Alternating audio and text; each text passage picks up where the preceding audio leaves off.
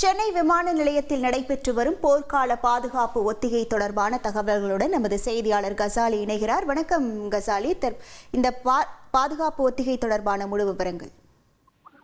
காஷ்மீர் மாநிலம் பல்காமில் தீவிரவாதிகள் நடத்திய தாக்குதலில் 26 சுற்றுலா பயணிகள் சுட்டுக் கொல்லப்பட்டனர். இதையடுத்து பாகிஸ்தானுக்கு எதிராக இந்திய ராணுவம் ஆபரேஷன் சிந்து என்ற அதிரடி தாக்குதல் நடத்தியது. இதையடுத்து இந்தியா முழுவதும் பாதுகாப்பு ஏற்பாடுகளை செய்ய மத்திய உள்துறை அமைச்சகம் ஒத்திகைகளை செய்ய உத்தரவிட்டிருந்தது.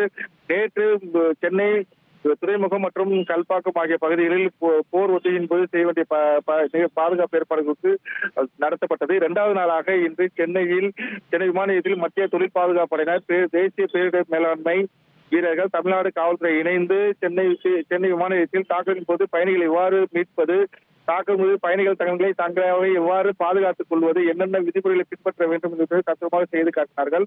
தீவிரவாதத்தின் போது அவசர நிலையில் மக்களை பாதுகாப்பான இடத்துக்கு அழைத்து அப்புறப்படுத்துவது, போர்க்காலங்களில் மக்களுக்கு எப்படி செயல்பட வேண்டும் என்ற அபாய ஒளி எழுப்புவது, முதல் உதவிக்கு என்னென்ன செய்ய வேண்டும் ஆகியவையும் அதிகாரிகள் செய்து காட்டினார்கள்.